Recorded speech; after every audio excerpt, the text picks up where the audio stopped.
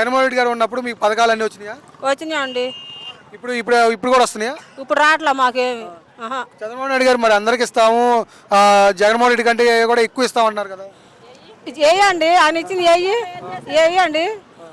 ఒకటి ఇచ్చామని చెప్పమానండి వాళ్ళని. నేను చదువుతా నేను ఇచ్చాడని ఏం ఉపయోగం?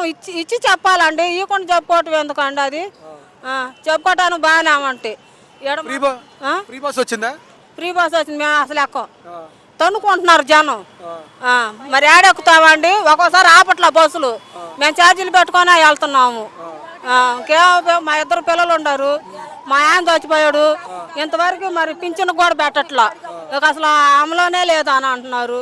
మరి ఇద్దరు పిల్లల్ని పోషించుకుంటున్నారు తొడియాలు తీసుకొని. అని చేసింది ఏమంటే మాకు రేషన్ బియ్యం ఒకటే వచ్చేది, ఇంకేం లేవు. మీకు పెన్షన్లు ఏమైనా వస్తున్నాయా? ఏం రావట్లేదండి మాకు. పెన్షన్ ఇంతవరకు లేదా? లేదండి, అసలు ఇంకా అమలులోనే రాలేదమ్మా అని అంటున్నారు. మరి తొడియాలు తీసుకొని తినక బతుకుతున్నాం.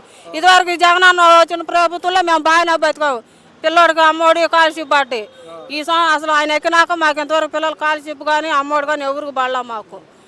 జగన్మోహన్ రెడ్డి ముఖ్యమంత్రి అవనీయమంటున్నారు కదా.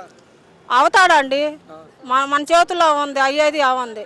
ఇప్పుడు జగన్మోహన్ రెడ్డి ఉన్నప్పుడు అందరూ తిన్నారు, అన్ని పథకాలు వచ్చినాయి మాకు. ఎవరో బుద్ధకు పోయిన వాళ్ళు అటు ఇటు పోయేవాళ్ళు ఏరేమో కానీ మేము మాత్రం వేసేది గెలిపించుకునేది మాత్రం పక్కా అండి.